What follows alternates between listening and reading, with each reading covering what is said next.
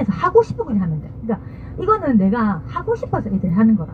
그러면 이제 어떻게 해요? 자, 재밌게 좀 하잖아. 특히 야구를 너무 애들 좋아하거든요. 아까도 오다 보면 야구 많이 하는 거 봤잖아요. 이 주말에도 나와서 야구를 하고 있는 거야, 애들이. 이렇게 해가지고 하다 보면 왜 이런 것들도 내가 잘 해고 싶잖아요. 근데 또 열심히 해.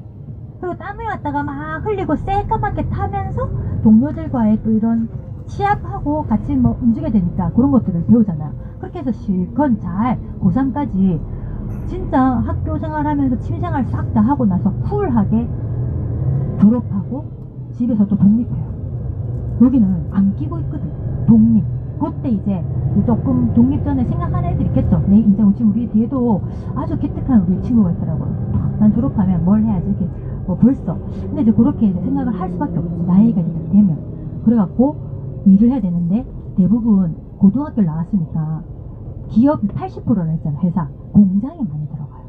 그래서 대기업도 있고 뭐 중간 것도 있고 여기 강소기업도 많잖아요. 일단 들어가.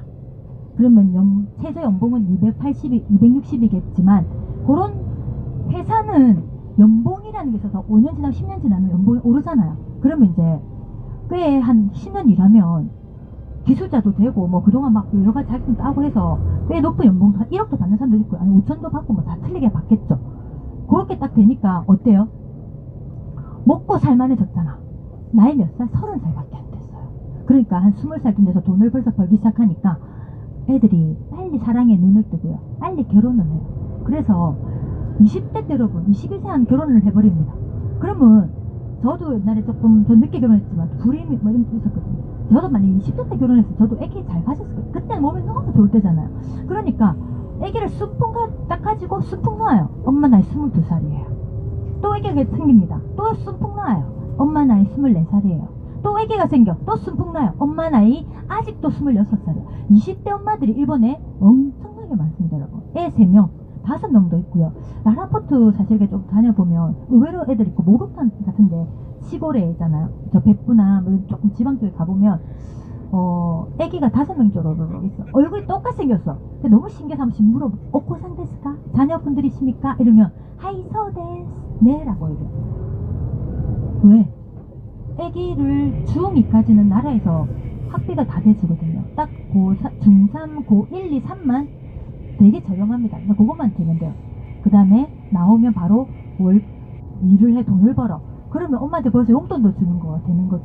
그러니까 여기에서는 그냥 엄마들이 그렇게 애들에게 돈을 우리 옛날 엄마들이 막 순풍순풍 나올 때 돈을 안 쓰는 구조로 되어 있는 게 서민층들의 모습이에요. 그래서 학원이 없잖아. 돈이 별로 안 들어. 그러니까 애를 순풍순풍. 내 날 애 키울 때 별로 안 들었거든. 근데 이제 우리 애가 공부를 좀 하는 거예요. 아, 야가 머리가 있는 거야. 그러면 엄마들은 아빠들 알잖아요. 야는 좀 시키고 싶거든. 그러면 이제 좀 무리해가지고 학원을 보내는데 그럼 이제 그 학원은 엄청 비싸요. 왜냐면 얼마 없는 것만큼 더 비싸거든. 그렇게 대학을 딱 보내면 대학 동안 애들 대학 학비를 막 대줍니다. 애들이 막 공부를 해갖고 4학년 되기 전에 제가 제일 일본에서 부러운 게 있잖아요. 그러니까 저도 제 주변에 제 주변 동료들이나 좀 빨리 결혼해 아니면 뭐 동료 언니들이나 애들이 대학교까지 뭐 서울까지도 보내갖고 나왔는데 지금도 취준생들이 옥수 많거든요. 그러니까 취직이 너무 안 되는 거예요. 되게 엘리트한 애들이었는데도 불구하고 막 그 고배를 마시다가 또 되기도 하고 아직도 안 되는 애들도 많이 있어. 근데 일본은 거의 98% 정도가 다 취직이 돼서 나와요. 그게 대기업이기도 하고 아까 역시 중, 소, 강소 기업들도 있어요. 그래서 학교 3학년 말 중반부터 해서는 회사에서 끊임없이 지금도 인력이 부족해서 난리예요. 서로 데리고 가려고 난리. 우리 대학교처럼 지금 서로 데리고 가려고 난리예요. 그래서 거의 대부분 취직이 되는데 가끔씩 이런 애들 있어요.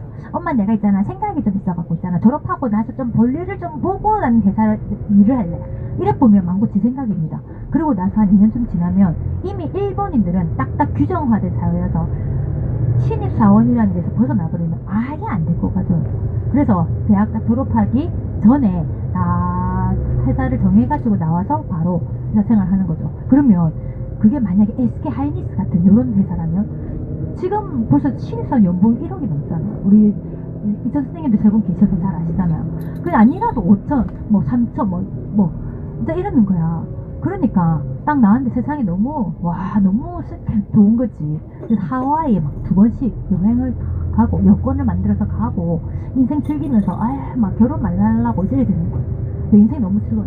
근데 이제 또 인을 맞으면 결혼하기도 하잖아요. 결혼하면 그럼 또 애 잘 안 가지려고 해. 막 애기랑 너무 자기가 돈이 많이 들었거든. 자기 할 때. 자기는 할 때. 왜냐면 자기는 공부를 했잖아요. 그러니까 공부한 집은 또 돈이 옥수수 많이 들거든. 우리가 드는 학원비보다 일단은 3-4배가 더 들거든요. 그러니까 한 명이 근데 다 생기잖아. 한 명이 오면 그러니 이게 이제 공부를 많이 한 요층들이 또 이제 아까 우리의 공부를 안 한 서민층도 우리나라의 학생들 정도의 인구가 되고요. 여기는 또 대학을 가는 인구도 우리나라 인구의 학생들 인구만큼 되는 거죠. 왜? 인구가 1억 2천만 명이 되니까. 그래서 이 서민층과 조금 보면 좀 중산층 이상의 요게 대학 진학을 기준으로 좀 많이 이루어져 있는데 대학 진학률이 42%에 44% 뭐 왔다 갔다 45%가 아직 못 넘었어요. 그러니까 반도 안 가. 근데 우리나라는 한때 되게 치솟을 때는 82%까지 대학 진학을 했다가 요즘도 조금 떨어졌다고 하더라고요. 요즘은 또 애들이 대학을 굳이 안 가고 그냥 바로 일하고 싶다는 사람들이 많이 늘었대요. 자꾸씩 바뀌잖아요. 그랬는데 일본은 여권 소지율조차도 우리나라가 지금 여권 소지율 80% 넘었다고 하거든요. 여권을 갖고 있는 사람들. 그리고 이번에도 해외여행한 사람 2,500만 명이 넘었대요. 근데 여기는 여권 소지율도 50%가 안 돼요.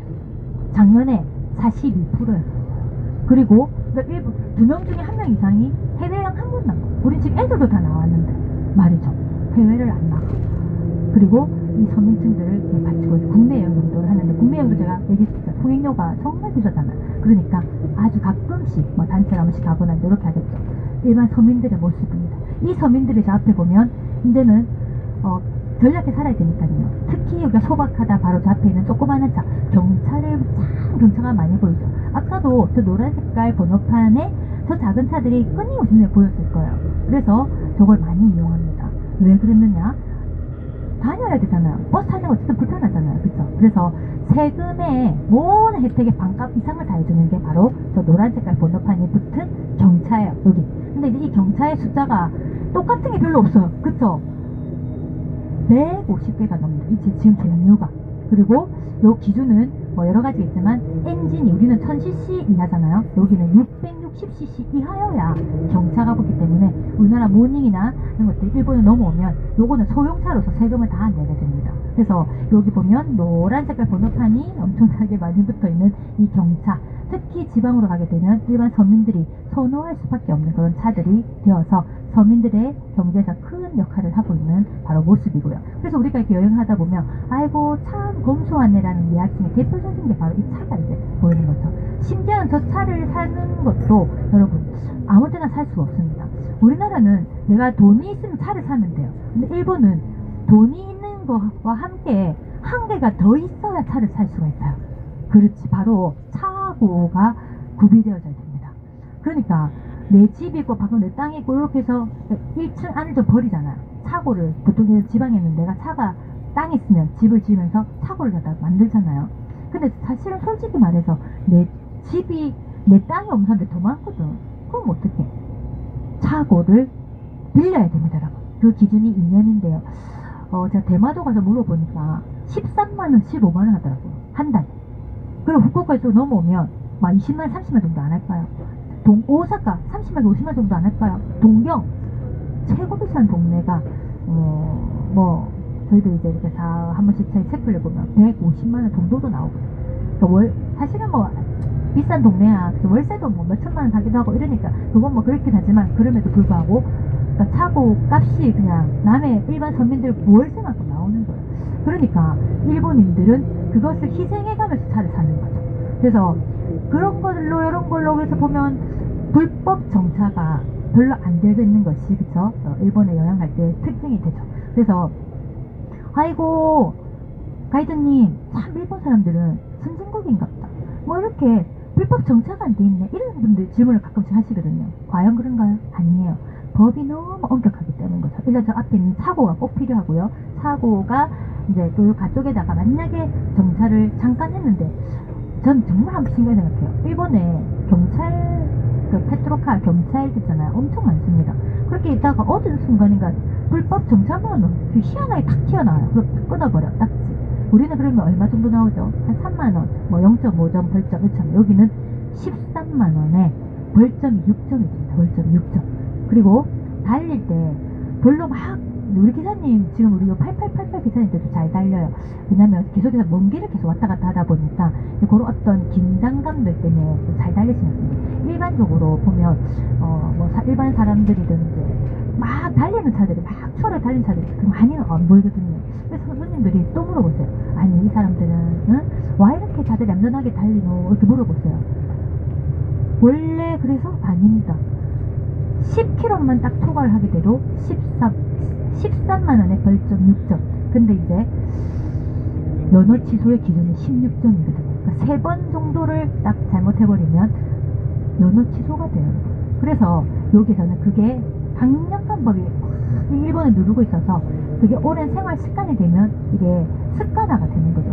생활이 이렇게 되면 습관화가 되는 거죠. 우리가 싱가포르 가보면 아시잖아요. 그쵸? 침 하나 뺐든 뭘 하든지 간에 100만원씩 월급을 내요. 그러니까 똑같은 중국인들이었거든요. 북경 가면 침택 빼고 막 쓰레기 버리고 막 그래요. 근데 싱가포르에 있는 중국 사람들은 아무도 그걸 안 하잖아요. 왜? 무슨 엄법이 꽉 누르고 있는데 세월이 흐르면 생활 습관화가 되는 것처럼 일본도 우리가 봤을 때 선진국이어서라기보단 사실은 그 위 안에 더불어서 꽉 엄청나게 무서운 법이 굉장히 강하게 누르고 있다는 것도 이 나라의 특징입니다. 옛날부터 칼의 나라, 정말 옛날에는 배가 고파서 떡만 훔쳐도 사형 목을 잘랐던 나라였던 참 무서운 엄벌을 갖고 있는 것이 끊임없이 이어져서 지금도 우리나라보다는 훨씬 더 무서운 법들을 가지고 있는 것이 특징이죠. 그래서 또 그거를 가지고 너무 순종하는 일본인들도 특징이죠. 그래서 두 나라를 쭉 여행하다 보면 되게 비슷하게 보이나 조금 틀린 부분들이 있는 것들이 있는데요. 아까 우리가 이제 가전 제품들 이런 것도 있지만 지금은 이제 일본인들이 약간 특유의 이제 그렇게 살아가는 모습들 속에서 학교라든지 학원이라든지 또 이런 모습들 한번 좀 얘기해 드렸습니다. 잘 10만 명이 살아가는 좀 조용한 마을입니다. 그렇죠? 그래서 아파트